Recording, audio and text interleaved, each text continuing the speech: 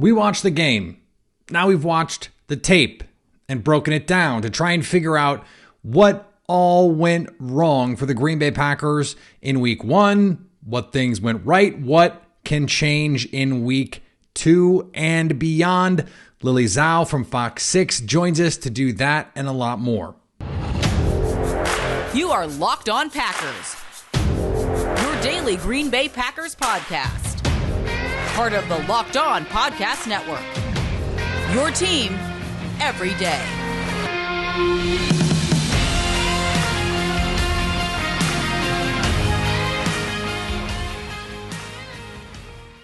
You are Locked On Packers, part of the Locked On Podcast Network, your team every day. I'm Peter Bukowski, and I cover the Packers for The Leap, a newsletter I would love for you to subscribe to. You can follow me on Twitter at Peter_Bukowski. Follow the podcast on Twitter at Locked On Packers.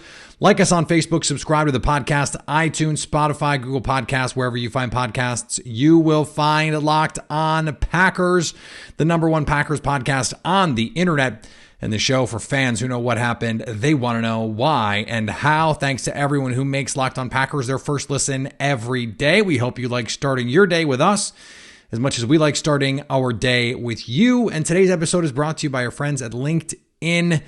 LinkedIn, where you can post your job for free at linkedin.com/LockedOnNFL. That's linkedin.com/LockedOnNFL. Lily Zhao is here for Zhao You Doin. We get to have some fun with her today. She was just on Kay Adams' new show on FanDuel. Lily blowing up. You love to see it.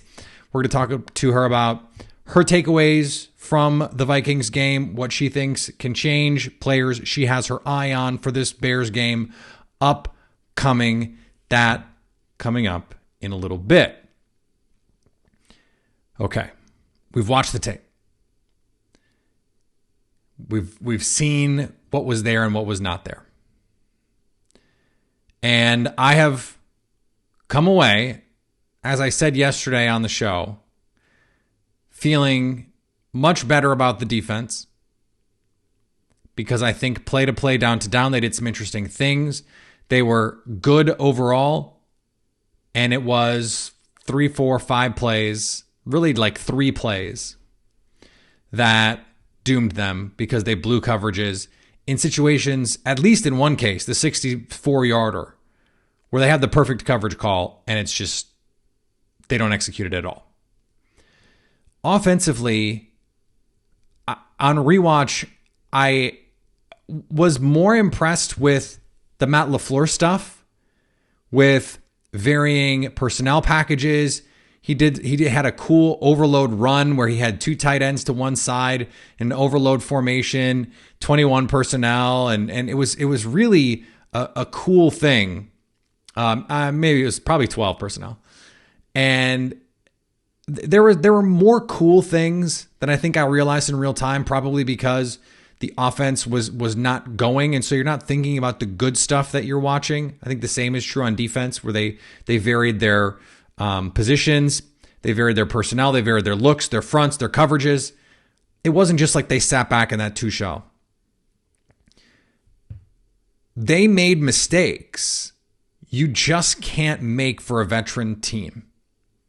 You had Aaron Rodgers missing reads and making bad decisions, antsy in the pocket, just uncharacteristic stuff for him.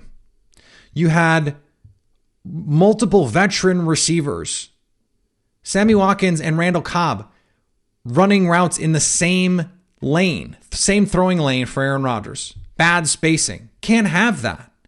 You had Mercedes Lewis and Aaron Jones running into each other on what is not even a rub route. It was just Jones was releasing up the middle, and Mercedes Lewis got caught in the wash coming across the field and runs into Aaron Jones. They looked like, in a lot of cases, a team that had not played together on a football field against another team in 9 months, because that is what they are. This was, in a lot of cases, a 4th preseason game. And I expect a lot of that stuff to be cleaned up. I don't think you're going to see guys with bad spacing the same way. I don't think you're going to see Aaron Rodgers miss reads and miss throws. Now, will he continue to hold a grudge against Christian Watson? because Watson was open a number of times. Rodgers didn't even look at him after the first quarter, after that first play, in fact, until the fourth quarter. That's not quite true. Wanted to get the ball to him on a deep shot and just didn't have time. And that was the other thing. I asked this live when we did our live postgame show. How many of those play action plays that pressure evaporated did they have something cooking? And the answer is a lot of them. A lot of them. So if you just block them up a little bit better, and what was crazy to me when I went back and watched it is how selectively devastating the pressure was, because they didn't blitz a lot. Minnesota didn't. Rodgers didn't actually face a lot of true pressure.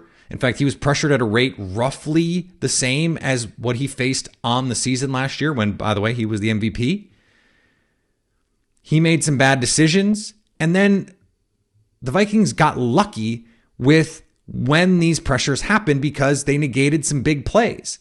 There were two plays with Sammy Watkins where you're talking about monster plays, one a potential touchdown. Rodgers just a split second away from having the time. On the fumble, Rodgers is a split second from having enough time to set his feet and throw to Christian Watson, who he is looking at down the field on a 9 route, and just can't get him the ball. And it turns into a catastrophic play. On one of the plays, Michael Kendricks, they got mad at me. Eric Kendricks. Michael Kendricks is his brother, also a linebacker. Some of you got mad at me on the stream because I said that after the game.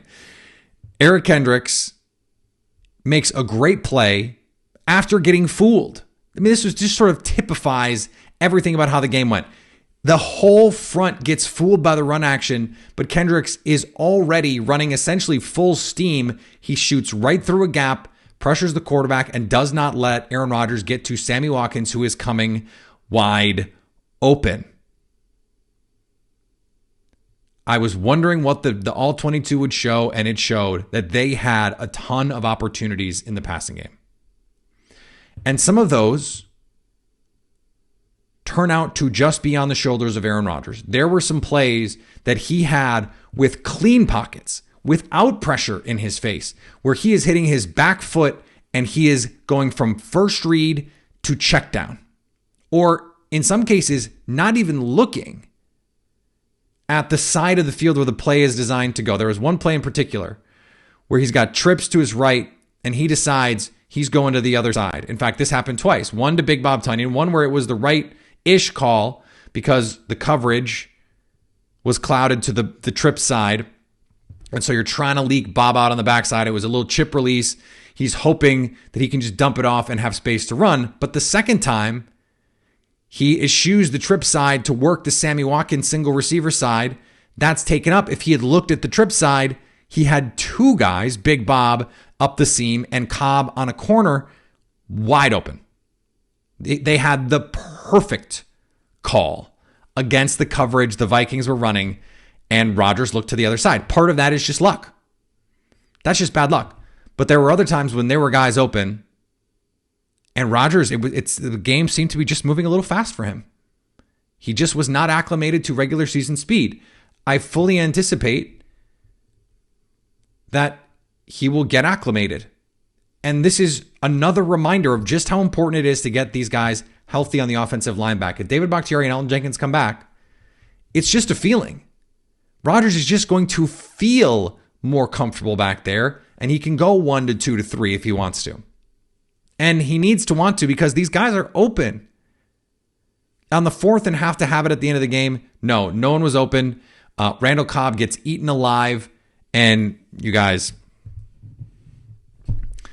I hate to be the one to tell you this. It might be over for 1-8.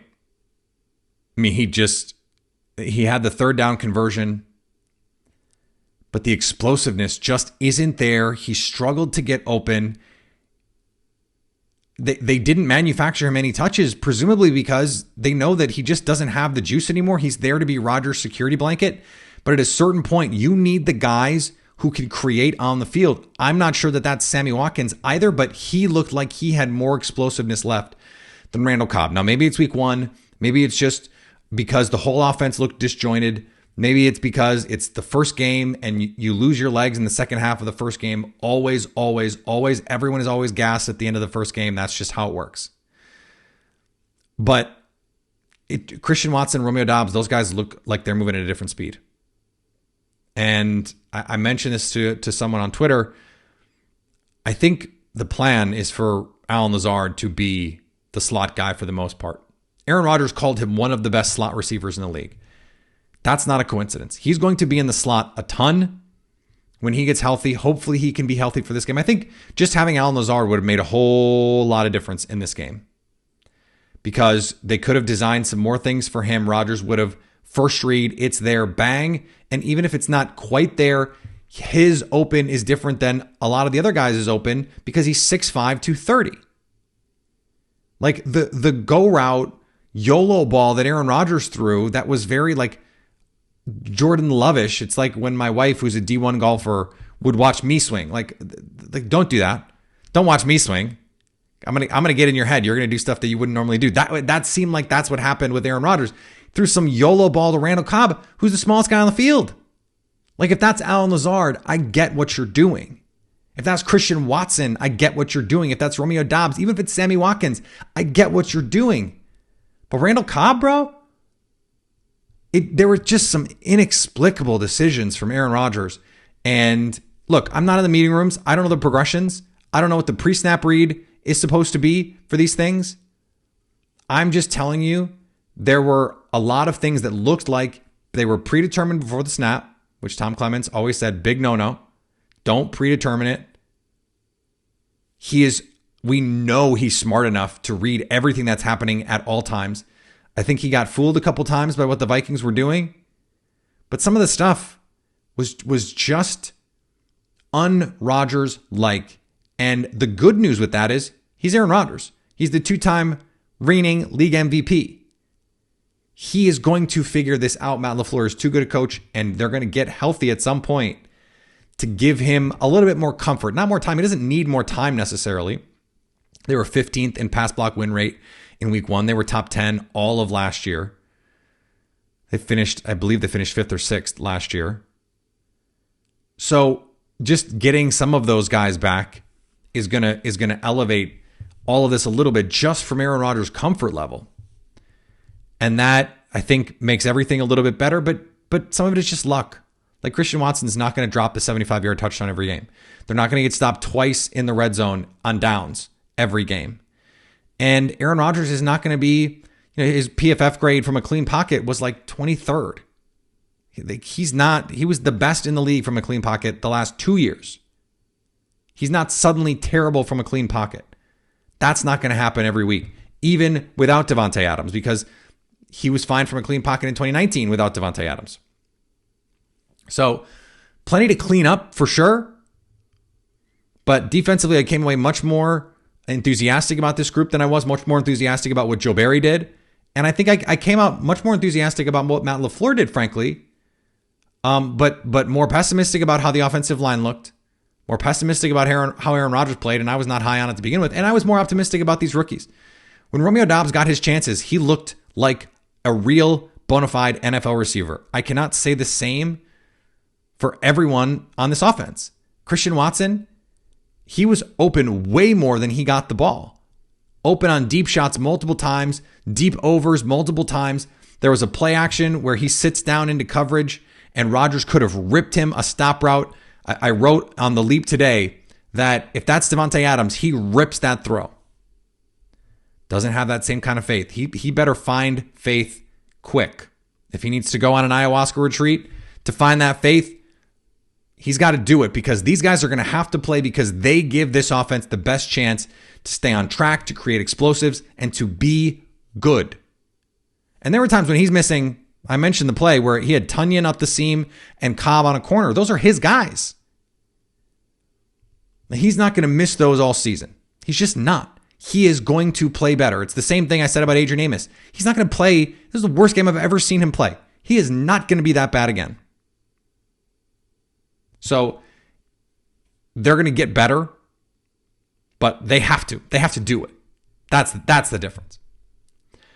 All right, we're going to get to our pal Lily Zhao here in just a second. But before we do, let's talk about our friends at LinkedIn. As you gear up for fall, you need the right people on your team to help your small business fire on all cylinders.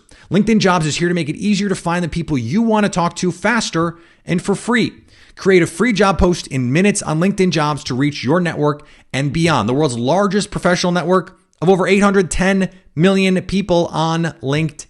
Simple tools like screening questions make it easier to focus on the candidates with just the right skills and experience so you can quickly prioritize who you'd like to interview and hire. It's why small businesses rate LinkedIn Jobs #1 in delivering quality hires versus leading competitors. LinkedIn Jobs helps you find the candidates you want to talk to faster. Did you know every week, nearly 40 million job seekers visit LinkedIn? Post your job for free at linkedin.com/lockedonnfl. That's linkedin.com/lockedonnfl to post your job for free. Terms and conditions apply. Joining me now, international superstar, fresh off her appearance on Up and Adams with our friend Kay Adams.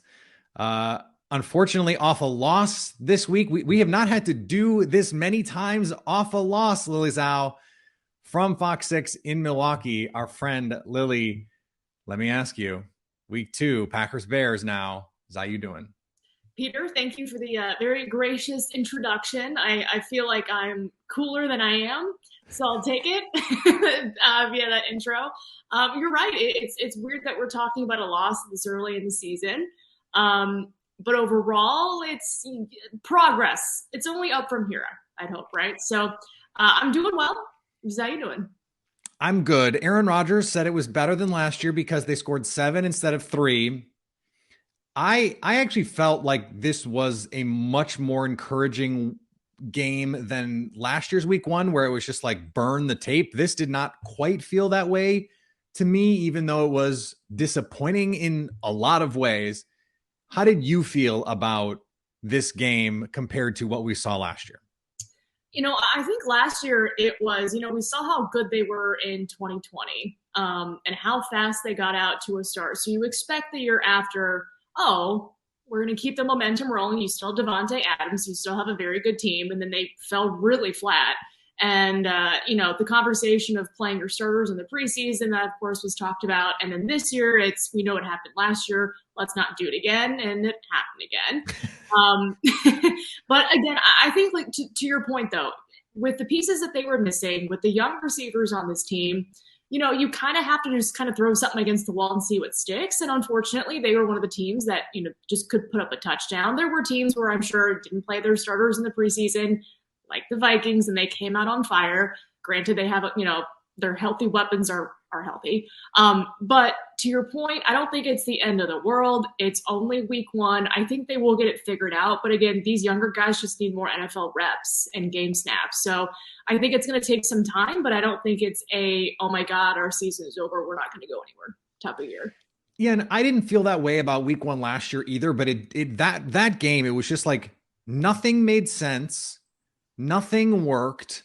It wasn't even ever really that close. And this game just didn't feel that way to me. Like, this game was a 1-score game most of the first half. You have the Christian Watson drop on the very first play, which is just like, oh my God, here we go. But they still, 4th and goal with a chance to tie it at 7. They had 4th down in the red zone with a chance to make it a 1-score game late in the game. For all of the problems, it was still close for most of the game. So this did not feel the same to me at all. Was the offensive or defensive performance the piece that was more surprising to you? Because I think you can make the case for either, but which one stood out more to you? I would say the defensive performance, just because, again, just how much, we had talked about them, during training camp, during the preseason, how good they were during camp, how, talented the secondary is. Not saying they're not talented, but just with when you see Justin Jefferson that wide open, what's happening? And I know Matt LaFleur addressed it. They're playing zone. You can't play man every snap. I understand that. It's just, you can't have this guy run wild on your defense for close to 200 yards and 2 touchdowns. So I think just with how much hype there was with the defense in the secondary, that was the biggest surprise. They were able to hunker down in the second half. But just kind of what we saw right out of the gates wasn't as encouraging as I thought it was going to be. I think the offense was going to be a work in progress, and that really showed. Growing pains are really, really real. But I would say the defensive side of the football really kind of shocked me that week 1. Yeah, luckily that part seems fixable. It's sort of like if you just do your job, you probably have a pretty good chance. And they still gave up 23 points, 3 of which were gift wrapped on a fumble by Aaron Rodgers, where he has to get rid of the ball and has to hold on to it if he's not going to get rid of the ball. It was the offensive part where you're going, okay, this didn't look great. And I don't know what the obvious answers are, because for all of the talk from Aaron Rodgers about how great Randall Cobb and Sammy Watkins look in practice, they combined for less than 50 yards despite playing the most snaps of any of the receivers. And the offensive line, yeah, David Bakhtiari and Elton Jenkins aren't out there. We don't know when they're going to be out there. So that is like, okay, it was more predictable that they would struggle, but it also, we have fewer answers to how this ends up getting fixed. Yeah, and I excuse me, I just feel like when you're looking at the offense, it just was really, really disjointed. There wasn't really an identity. It was kind of like, we're going to run, we're going to do well, and then it kind of just, Aaron Rodgers fumbled or something bad happened. Yeah. So there really wasn't like an established identity. And to your point, yeah, I think those guys combined for 32 yards. And when you have those two veterans, it was Matt LaFleur was asked, how do you kind of find reps to get everybody the ball? And he said, that was the fine line of trying to figure all that out and a game plan.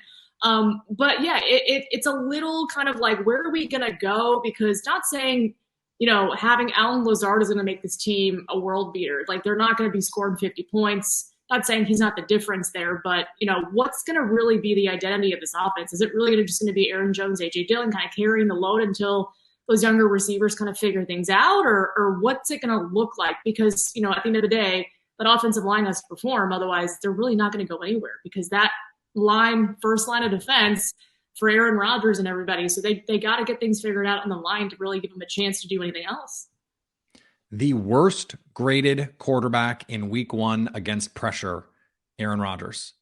And that is just not good enough. Even in a game where, pressure rate, he wasn't pressured a ton. It just felt like the pressure ended up being catastrophic. And like, that can't happen. I wonder with these young receivers, Lily, the only times this offense looked like it had any juice was when it was getting the ball to Aaron Jones, which the Packers said they need to do more of, was when they were getting the ball to A.J. Dillon, and when they were getting the ball to the rookie receivers. They just seemed so much faster, so much more dynamic when they were the ones getting these targets. Even on the play where Christian Watson dropped it, he dusts Patrick Peterson, dusts him. And so I wonder, at what point did they just say, and at what point can you convince Aaron Rodgers, you just have to give them the keys to the offense? Exactly. And I think, after that target to Christian Watson on the very first play, I don't think he was targeted until late in the game. So again, it's that trust with his receivers. When you drop a pass, that kind of makes that, your margin of error a lot slimmer with him. But again, maybe it's just something where you're like, okay, you got to have a really quick memory. You got to flush that one out. We're coming to you in 2 snaps. You better catch this one. And maybe it just comes down to that. And maybe that's where, these guys start to build confidence. But I thought Romeo Doubs, outside of some miscommunication early, I thought he performed really well. And I thought when they were getting him the ball, Juwan Winfrey got a couple, reps as well. I thought those guys were moving the offense with the running backs. And maybe that's kind of what you would want to see.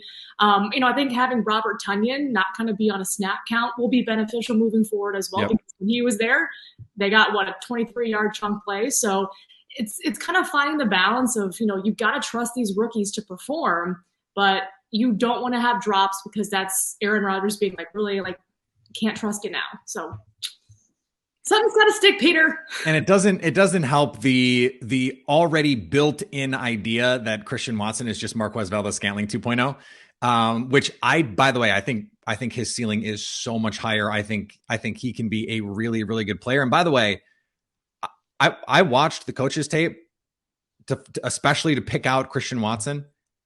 Every time he runs downfield on a go route or some sort of deep route, he's open because he is just incredibly fast. I'm wondering if you were as surprised by this as I was. Obviously, the opening play bomb was a shock a little bit, right?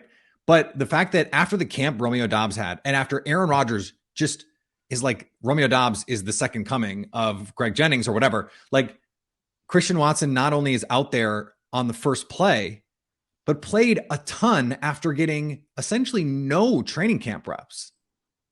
Yeah. And excuse me, I think what they like is his speed, his size, that's what they wanted to see because we were not able to see it in any sort of game during the preseason and training camp because he was injured. So I think they kind of wanted to test what do we really have in this guy in a real life game situation. And to your point, he was getting open. There was separation. But when there's no time to throw and you have defenders in your face, that's going to make life a little bit more difficult. But it is encouraging with, the skills that he has that if the line can hold up, there's enough time that eventually those plays will come. And, when you draft a guy that high for a receiver for this Packers team, you expect them to perform. I think he's going to get it. It's just Rodgers needs time to throw to get it to him. He's got to work in Romeo and Christian. But I think once things kind of start to click for those two, I think that's when the offense is really going to pick things up. And maybe it happens at home against Chicago. Like maybe this is just kind of like the week one, it's preseason, week number 4, get that bad loss out of the way. We'll kind of start clicking this week. So I am just super curious to see against the Bears, can they make a marketable leap with those receivers at home? Because I think this week is going to be the week where they're going to have to do it. Average game after a loss under Matt LaFleur is a 14-point win. So, and they have never in the regular season lost 2 games in a row. If you're wondering why this game is, a 9.5, 10-point line for the Packers after what we saw in week 1, that is as big a reason as any. And also, I don't think we can take anything away from what we saw in Chicago either, because the field conditions there were laughable and more laughable than they are normally in Chicago, where they're usually pretty bad. Our girl Stacey Dales in the full on, she's got the windbreaker, the hat on, I just felt so bad for her because she's got to just be soaked after that. Luckily it was warm, and this isn't happening in November when it's 35 and raining like that. But I don't know, what do you think we can actually take out of that first Bears games? Because to me, it was very, very little. For those of you who can't see me, I'm pinching my fingers together in a very small way. Yeah, it was kind of is Chicago back, or the Niners going to stink this year? I don't think that's the case because of the elements that happened in week 1. It was like a mud bowl. It was they were taking baths out there, and how much rain there was on the field. It was horrendous. But every photo is cool. Every single photo I saw from that game, though, was so cool, I have to say. Yeah, it was pretty cool. But I'm sure when you're playing it and you're standing in that rain, it's my God. Miserable. Yeah, so I'm sure the Packers are happy they were not at home week 1 just because they were in a dome, etc. But I will say, Justin Fields had a not so great first half, and that's being very nice. I think he kind of figured things out. He was terrible in the first half. Yeah. Let me be nice. He had a marketably better second half. Mm-hmm. When you have a new coach in Eberflus, I think he's going to get his troops rallied. I don't think it's going to be a walk in the park whatsoever because, again, the Packers still have to really find their offensive identity. And so this is going to be a really motivated Bears team. I think Justin Fields is still going to be, a problem to contain. We know he has a good arm. They're going to be playing in better conditions at Lambeau on Sunday night. So I think it's going to be a big challenge. I still think the Packers get the win. But I don't think you can kind of gauge a lot outside of Justin Fields just found a way to win, and he was the difference maker for them in that second half. And he's going to have to be somebody that they make life difficult for next Sunday. Yeah, Justin Fields faced a pressure rate over 40% against the 49ers, which should not happen in the mud. Pass rushers should just be nothing in those situations. And the fact that he was still under pressure is a problem. The Packers pressured Kirk Cousins over 40% of the time. Cousins just made the right plays. Justin Jefferson's not walking through the door for this Chicago Bears team. As we look ahead to this week 2 matchup, what is the facet? What is the player that you are most looking forward to seeing get out there again and try and get this week 1 stink off of this team? I think it's going to be, Aaron Jones has to be featured more because when he goes, this offense moves. And we saw it in a couple drives before the Packers hurt themselves at the end of those drives. I think Aaron Jones, just getting him more involved, is going to be the key to moving your offense. It's going to make things a little bit easier to try and get the ball to your rookie receivers. But again, I think they're going to do another big play to Christian Watson. I just somehow kind of feel like that's going to be in the playbook on Sunday because this team was confident they could do it. Christian talked about 100 times out of 100 times I'm making that catch, but now it's 99 out of 100. I think they take another deep shot to him, and I think he makes it this week. I think you got to get Aaron Jones, Christian Watson, build up his confidence in that passing game. I think we see, the combination of those two against the Bears.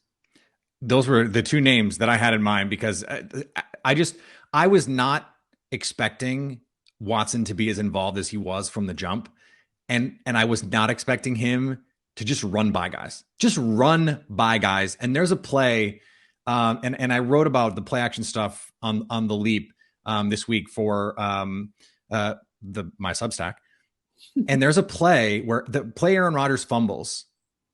Christian Watson is running down the left sideline. He runs right past Cam Dantzler, and then Harrison Smith runs right past Harrison Smith, one of the best safeties in the league, who takes what he thinks is a good angle, and Watson just erases it.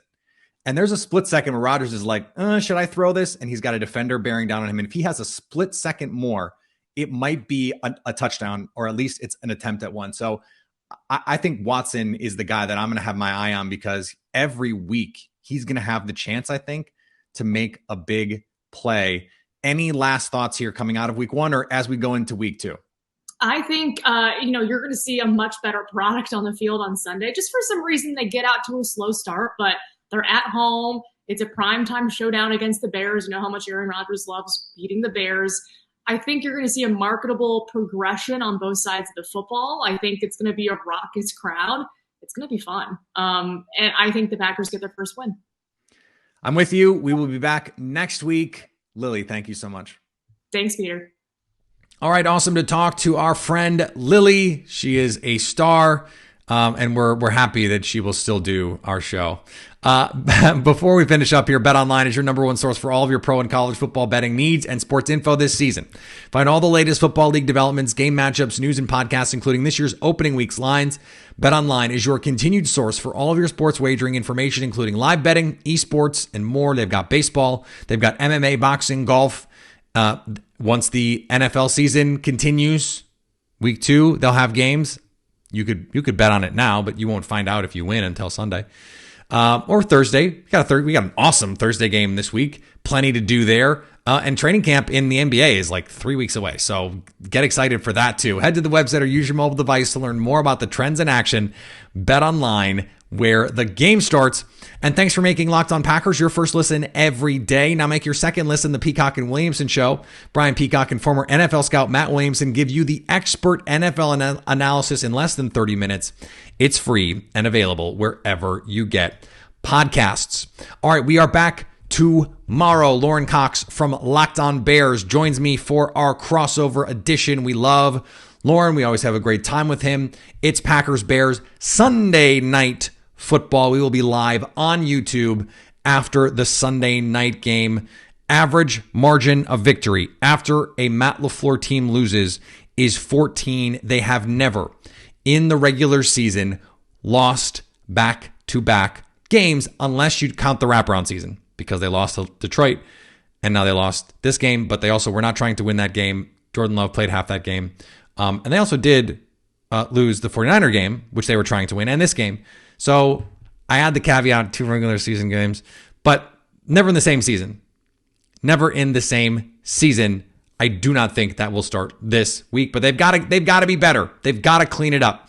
All right, follow me on Twitter, Peter_Bukowski. Follow the podcast on Twitter, Locked On Packers. Like us on Facebook. Subscribe to the podcast, iTunes, Spotify, Google Podcasts, wherever you find podcasts, you will find Locked On Packers. And anytime you want to hit us up on the Locked On Packers fan hotline, you can do that, 920-341-3775 to stay Locked On Packers.